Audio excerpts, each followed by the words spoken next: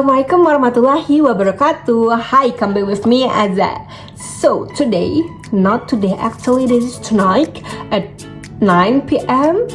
and this is not my mini vlog. This is my video for my midterm exam. Exactly, this is for my exam. What is exam? The technical translations. Of course, so I will do a video to translate it into English version. So before that, the exam is to choose two choices. The first one is Indonesian local songs, and the second one is Indonesian short story. And I will choose the second one. And I found the cerpen, the short story, and the title is Dilema Nara. And the translated into English is Nara's Dilema by Alya Khalisah. Saya minta izin untuk mentranslate-nya into English version for my midterm exam. Oke.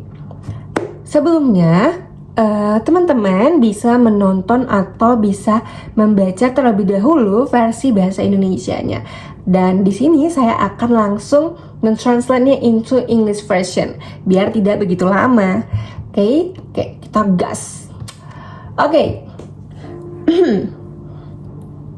Nara awoke as sunlight streamed through the window, which had somehow opened during the night. For a moment, she just stared at the ceiling. Her eyes still felt swollen, remains of last night's tears. Then, Nara got up and sat on the edge of her small bed. She looked around her room, and suddenly the sound of shattering glass echoed from outside, covering her ears tightly. Nara fought against hearing anything more. A single tear rolled down her cheek, and she buried her face in her weak hands. It felt like she could no longer endure living like this. She couldn't bear the cycle of sorrow that was dragging her toward madness. Nara slowly walked outside along the empty street with her head lowered, as if ashamed for the world to see her. Her back silhouette passed through the shadows of trees and houses. Nara stopped when someone blocked her shadow. "I have something to say to you," the person began. Nara looked up. The face seemed familiar. "Why?" she asked blankly, but she didn't answer. "Why were you even born into this world?" the person started yelling. The girl slapped Nara across the face and "Go away!" Nara couldn't bring herself to look at her accuser. She just held her a chin cheek. "Disappear from this world, your family wrecker," the girl spat. Nara sobbed as the girl's shouting pierced her ears. Tears spilled down her cheeks, streaking her face. Nara was an ordinary girl who had grown up with a full measure of love from her parents. She lived in comfort even more than that. At first, she thought life was perfect, but it turned out to be a lie. Her father was already married. That was when she realized her mother was his second wife.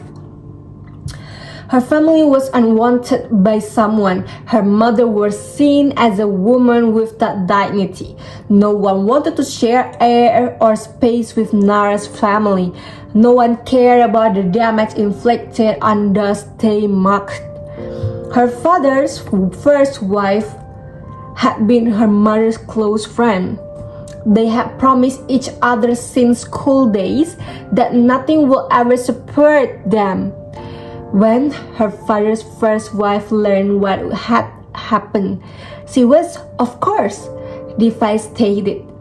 Her beloved husband had betrayed her, and her close friend had deceived her.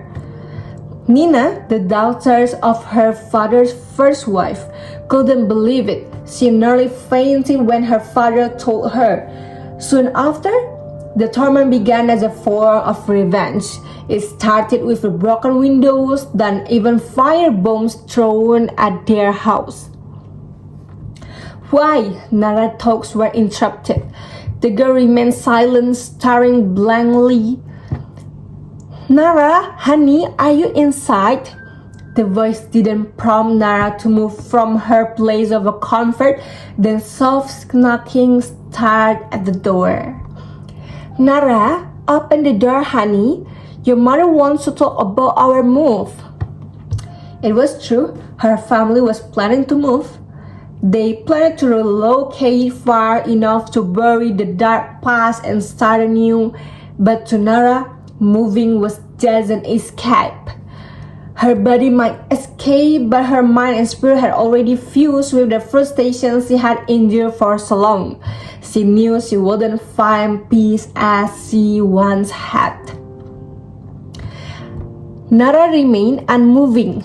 In her troubled thoughts, she remembered Nina. The girl had recently vanished from this world. She wanted Nara gone. Nara understood what that meant. Nara gazed down at her cold, lifeless body as tears of regret fell from her parents' eyes. She was startled as she recalled the event that had happened so quickly. At first, she had intended to sever the vein in her left wrist with her favorite green scissors. At first, she didn't want to see her parents cry so bitterly as they embraced her. At first, she had just wanted to feel a soothing pain for a bit longer. But as she closed her eyes and braced herself for the consequence, a bright white light surrounded her. For a moment, she thought the light was the only part of fantasy of finally achieving that. Then, Nara realized that her death would make things better for everyone. This was what everyone had wanted. Nara smiled. She didn't feel even a trace of sadness. She only felt the echo of freedom and peace resounding in her mind. Now, she no longer had to endure the mental abuse from those around her. She was finally free, living in a peace she had longer for. Nara closed her eyes, embracing the entire sensation of peace flowing through her body.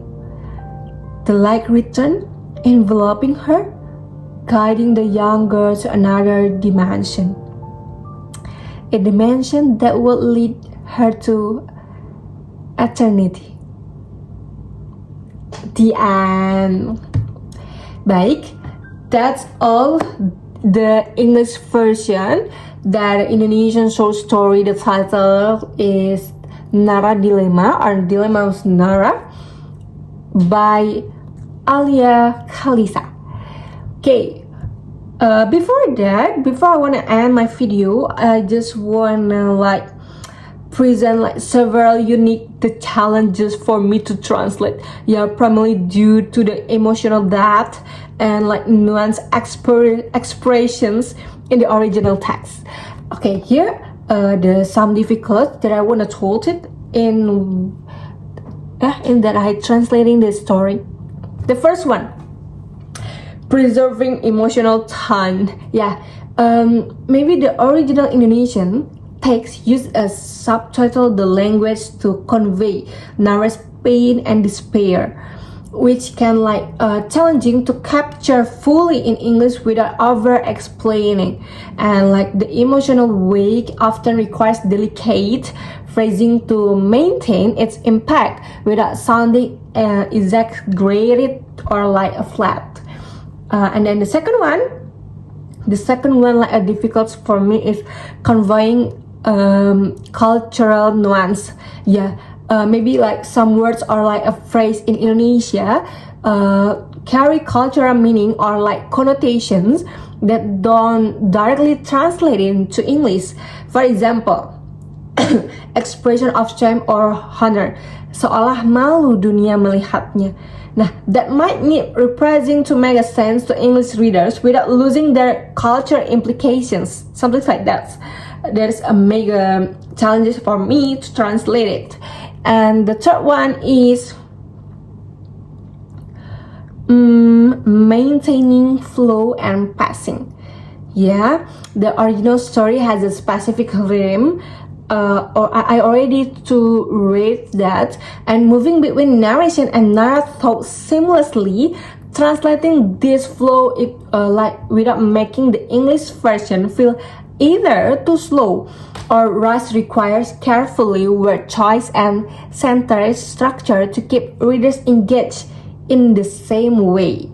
And the last is ambiguities in the original text. Yeah, certain passages, especially ones involving metaphors or like subtle imagery, like the berkas-berkas cahaya or like white light moments, white lights, so might leave room for interpretation in Indonesia, and translator often needs to decide on a specific interpretation and which might not capture all the nuance of the original text. Okay, so yeah, that's my challenges for to translate into English version. And this is my video, and ya semoga tertarik dalam video ini dan mendapatkan ilmunya.